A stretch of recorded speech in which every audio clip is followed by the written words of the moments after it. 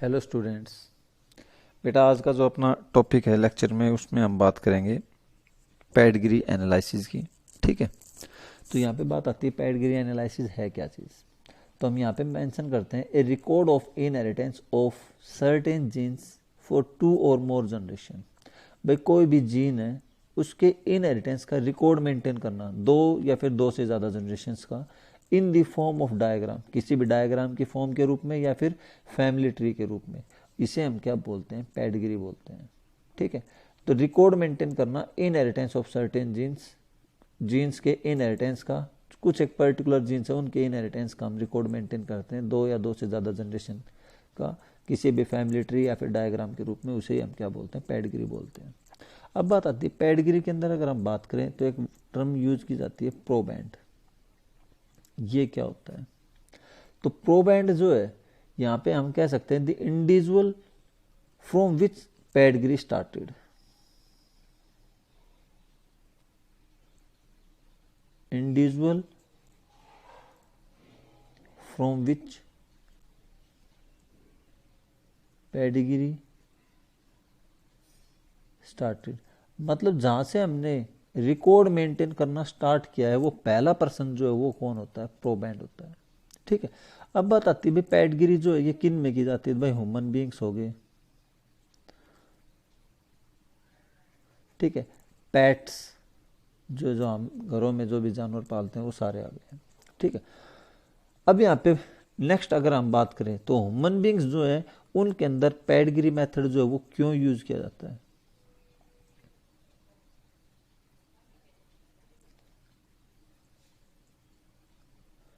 Why is pedigree analysis is done in humans के अंदर क्यों किया जा रहा है? तो उसके लिए अपने पास कुछ पॉइंट्स है, जैसे हम कह सकते हैं जनरेशन टाइम। भाई ह्यूमन बीइंग्स जो है उनमें जनरेशन टाइम जो है वो क्या होता है? लॉन्ग होता है। हम कह सकते हैं 20 ईयर्स और मोर। नई जनरेशन जो है वो 20 साल या 20 साल से भी ज़्यादा टाइम के बाद क्रिएट होगी। सेकंड हम कह सकते हैं कि भाई कोई भी रिसर्चर है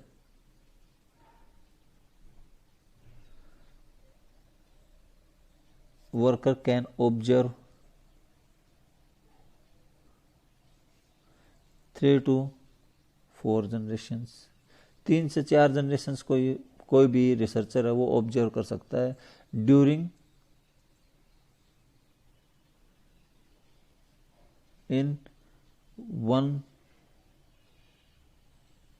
लाइफ टाइम। ठीक है, थर्ड अगर हम बात करें तो यहाँ पे कह सकते हैं कि भाई जब भी मैरिज परफॉर्म होती है, ईच मैरिज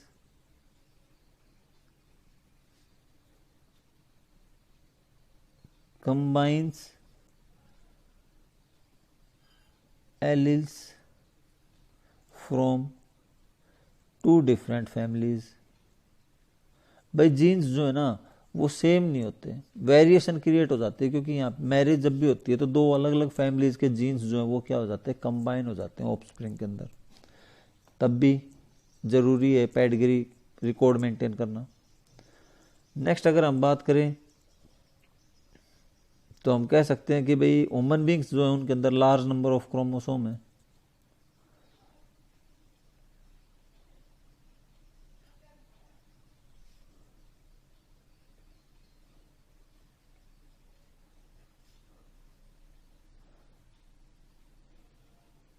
ठीक है, क्रोमोसोम ज़्यादा है तो रिकॉर्ड मेंटेन करना पड़ेगा, वैसे ध्यान नहीं रहेंगे इन चीज़ों को। नेक्स्ट अगर हम बात करें तो भाई ह्यूमन बींग्स जो है इन के ऊपर हम कोई एक्सपेरिमेंट परफॉर्म नहीं कर सकते।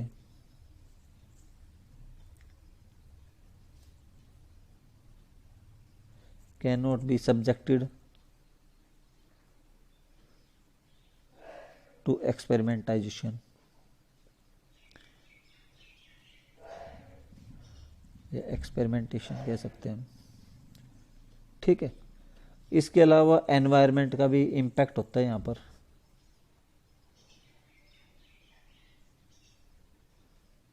Environment has a powerful impact.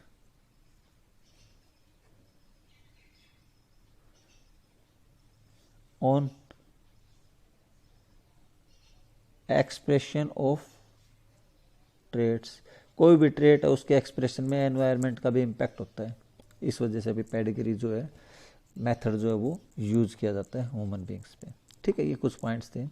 अब बात आती है कुछ सिंबल्स यूज किए जाते हैं फैमिली ट्री बनाने के लिए। ठीक है, कौन कौन से सिंबल्स हैं? तो यहाँ पे हम बात करते हैं स्क्वायर जो है पेडिग्री के अंदर, अगर स्क्वायर यूज किया गया है तो स्क्वायर रिप्रेजेंट करता है मेल इंडिविजुअल को। सर्कल है यूज किया जाता है फीमेल इंडिविजुअल को रिप्रेजेंट करने के, तो ये मेल सेक्स के लिए है, सर्कल है वो फीमेल सेक्स के लिए है। ठीक है, फिर बात आती है अगर स्क्वायर को कलर्ड कर दिया जाए, ठीक है, सॉलिड या फिर ब्लैक कह सकते हैं हम। सर्कल को अगर शेडेड कर दिया जाए और जो भी अपने पास स्क्वायर है उसको थोड़ा टिल्ट कर दिया जाए, ये रिप्रेजेंट करता है डिजीज को। ठीक है, उसके बाद सर्कल जो है उसमें डॉट रिप्रेजेंट की जाए, सर्कल के अंदर क्रॉस हो या फिर सर्कल जो है वो हाफ शेडेड हो, तो ये रिप्रेजेंट करता है कैरियर को, कि भाई इंडिविजुअल के अंदर इन्फेक्टेड जीन है पर वो इंडिविजुअल जो है वो क्या है, नॉर्मल है। तो ये फीमेल इंडिविजुअल के लिए, क्योंकि यहाँ पे सर्कल यूज किया गया है, तो सर्कल फीमेल को रिप्रेजेंट करता है और फीमेल ही कैरियर के रूप में रिप्रेजेंट होती है। उसके बाद अगर स्क्वायर को और सर्कल को कनेक्ट कर दिया, जोड़ दिया जाए एक वर्टिकल लाइन के थ्रू, ठीक है, तो ये रिप्रेजेंट करता है किसको, हम कह सकते हैं मेटिंग को, कपल्स को। ठीक है, अगर मान लो यही कंडीशन है, स्क्वायर को और सर्कल को एक दूसरे के साथ जोड़ा गया है दो लाइंस के थ्रू, ठीक है, तो ये रिप्रेजेंट करता है मेटिंग बिटवीन रिलेटिव्स।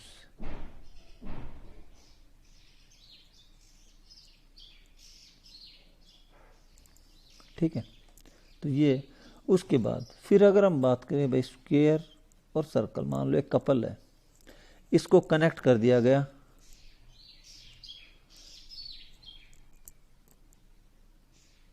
दो इंडिविजुअल्स के साथ।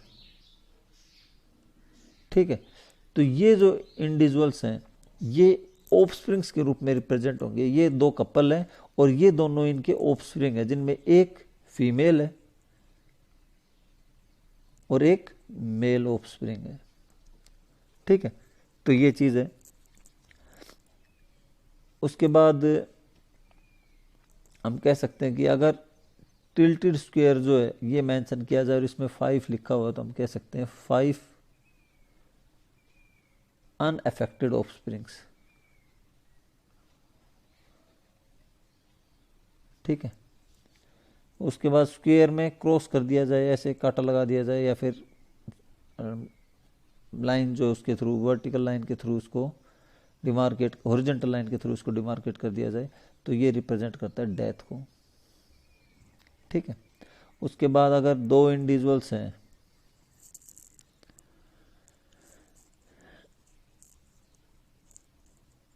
इनको एक दूसरे के साथ ऐसे कनेक्ट कर दिया जाए, तो ये रिप्रेजेंट करता है ट्विंस को। और ट्विंस भी कौन से, आइडेंटिकल, कि ये दो आइडेंटिकल ट्विंस हैं, जुड़वा हैं, वो भी एक जैसे। ठीक है, और अगर मान लो कि सर्कल ऐसे लगा लो और सिर्फ उनको ऐसे कनेक्ट कर दिया जाए, ये वाली लाइन मार्क नहीं की जाए, तो ये भी क्या है, ट्विंस हैं। पर ये ट्विंस कौन से हैं, तो ये डाइजाइगोटिक है।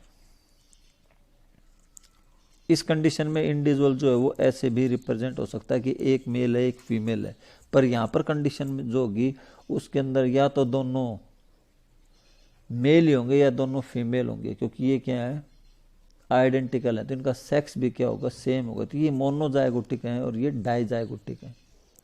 ठीक है, तो इस टाइप से कुछ सिंबल्स जो है वो यूज किए जाते हैं किसके अंदर, पेडिग्री फैमिली ट्री जब भी हम बनाते हैं उसके दौरान। ठीक है, अब बात आती है कुछ useful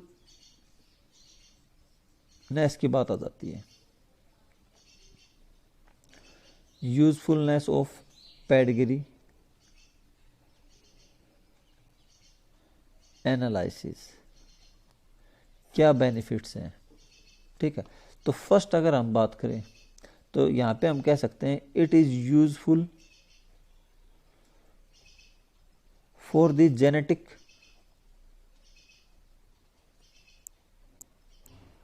counselors to advise intending couples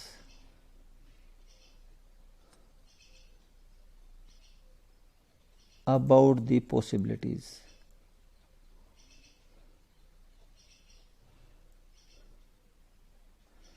of having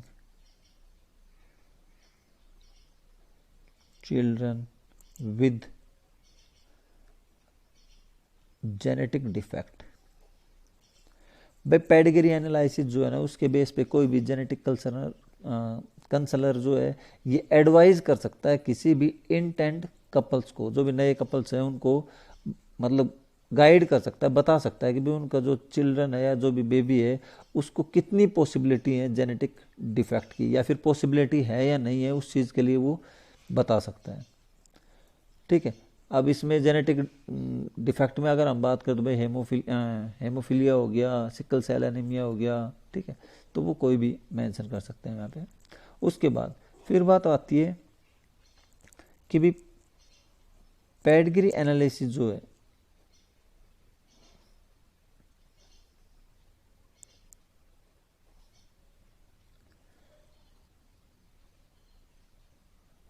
indicates that Mendel's principle are also applicable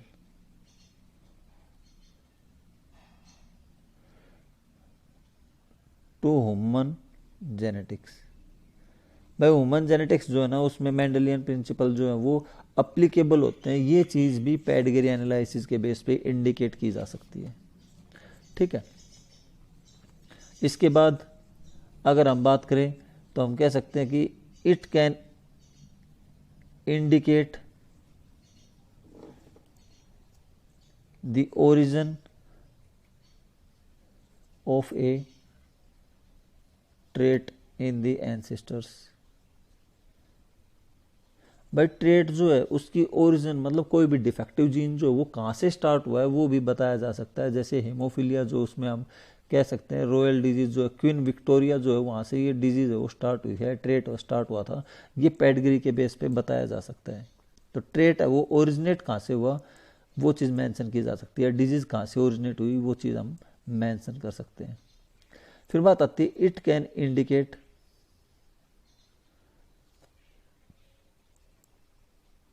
the harm of marriage between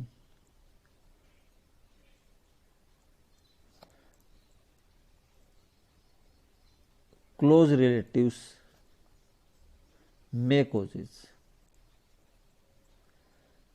भाई पेडिग्री एनालिसिस के बेस पे बताया जा सकता है कि अगर क्लोज रिलेटिव्स जो है उनके बीच में मैरिज की जाती है तो उसका क्या इफेक्ट क्रिएट होगा, तो ये भी पेडिग्री के बेस पे रिप्रेजेंट हो सकता है। ठीक है, फिर कुछ इनहेरिटेंस के बेस पे कुछ पॉइंट्स आ जाते हैं।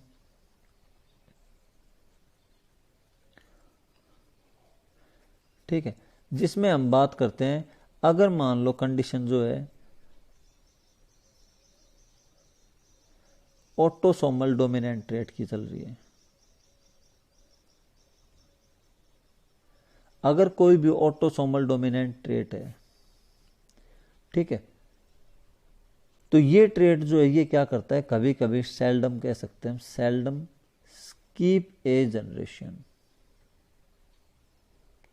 ऑटोसोमल डोमिनेंट ट्रेट जो है ये क्या करते हैं, जनरेशन जो है उसको स्कीप कर देते हैं, एक जनरेशन को स्कीप किया नेक्स्ट में आ जाएंगे जैसे भी। सेकंड अगर हम बात करें ऑटोसोमल रिसेसिव ट्रेट की,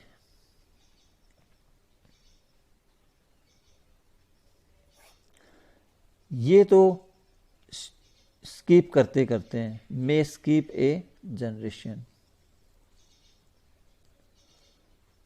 बिकॉज expressed only when